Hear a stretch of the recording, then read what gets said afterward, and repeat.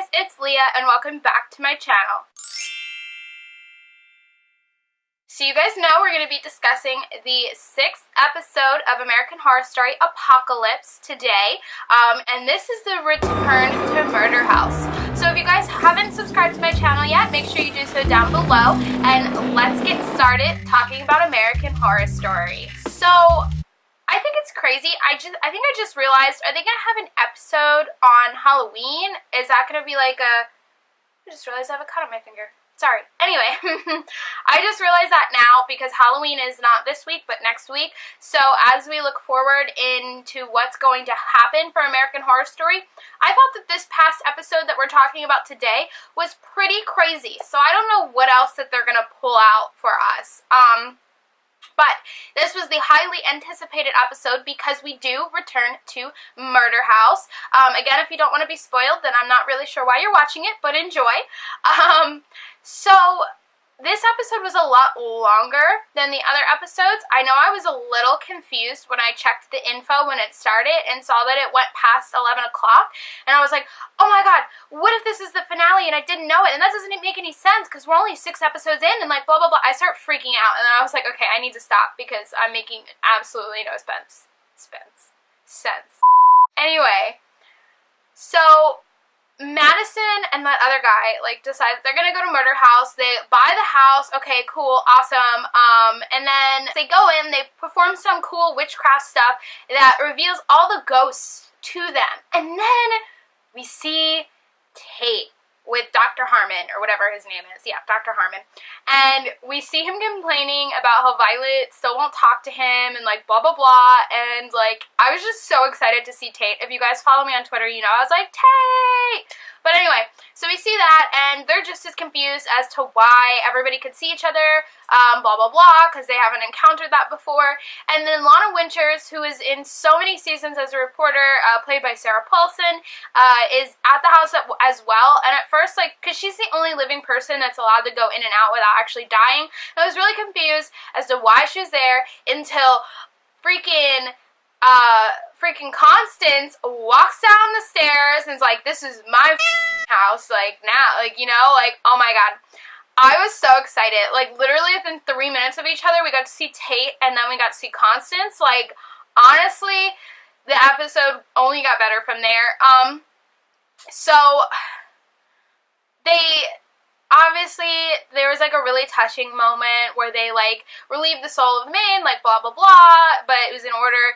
And then we kind of see that Madison has a soft side, and it was in order to get more info on Michael. And then we learned from Constance all about Michael, which is exactly what we've always wanted to know. And, like, at first she just thinks he's a serial killer, which is like, sorry, I just dropped something. At first she just thinks he's a serial killer, which she's like, alright, I guess I'll have to live with it, blah, blah, blah, blah, blah. And, like, so she just starts planting all these bushes, like, for everything that he's killed, and then he, like, ages 10 freaking years overnight, which I was wondering how they were gonna do that. I was like, how is he just gonna, you know, all of a sudden go from little boy to, like, Cody Fern. So, he ages after his, like, first kill or whatever, like, 10 years, and I still feel so bad for Michael, because it's like, yeah, he's the Antichrist, and, like, yeah, he's bad, but, like, everybody leaves him, and it just makes me so sad, and freaking Constance decides to kill herself, which was, like, an amazing scene, by the way, and it was so cute when she woke up, and she realized, like, she lived to be a mother, so why not die to be a mother, too, and I was like, man, I'm really gonna cry about this, and then all of her kids were there to welcome her, but then Michael, like, he was dissed again, and I don't know if you guys, I love The Omen, one of, like, some of my favorite, like, not franchise, because I don't like all of them, but the original Omen, and the second one's amazing, and even the... Honestly, guys, there's nothing worse than recording an entire video, and then, like, editing it, and then realizing that you, like, deleted half of it. So, yeah. So I guess I was ranting about the Omen, and I don't really even know where my train of thought was going with that.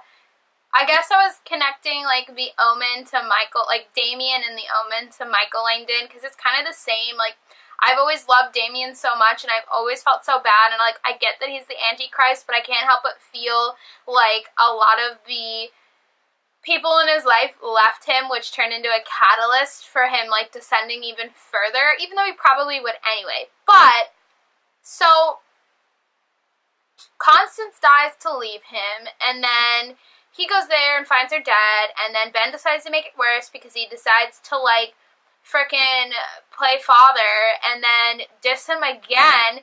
Granted, he does incinerate already dead souls, so he, like, kills dead people, which I guess, but, like, then he rejects him, and then Tate rejects him, and, like, everybody rejects him, and then even Vivian, like, she tries to kill him, and then it's revealed that he has his little 666 behind his ear, which, if you guys remember in The Omen, like, Damien had it on his head, which, I don't know. I just see so many parallels, and then this is when stuff really, really, really gets crazy. I don't even know if this is recording right now, honestly. So then we find out that Vivian, like, sees all this stuff, and there's, like, crows, and it's, like, 1,000,000,000 degrees, and, like, blah, blah, blah. And then in come, like, the Black Bishops, or whatever the heck they're called, and they sacrifice this girl, and then Michael eats her heart, which completes the circle, and then, like, this part was so cool. Literally, my jaw was dropped down to the ground, and if I could raise my eyebrows any further, they would fly off my face. But he truly becomes the Antichrist, and you see, like, Satan or whatever. Honestly, that was amazing. I was like, you go, American Horror Story. So that, like, brings us almost directly up, besides the fact that Tate and Violet end up together, and I swear that's probably going to be that picture of them standing in the window in Murder House is probably going to be everybody's Twitter background for a really long time. But anyway, that kind of brings us up to, mostly up to the end of that episode. It was super awesome. They honestly just keep amazing me each time, which makes me wonder what they're going to do for next season, but anyway, besides the point. Yeah, I guess we'll just have to find out what happens this upcoming Wednesday. Make sure you guys, oh, by the way, thank you so much for, this is the end of this video, but thank you so much for all of the support on my Halloween movie review that went up a few days ago. I really appreciate it, and if you guys haven't watched it, I will link it up somewhere so you guys can give it a watch. Make sure to comment down below, hit subscribe, and I'll see you guys next time. Bye, guys.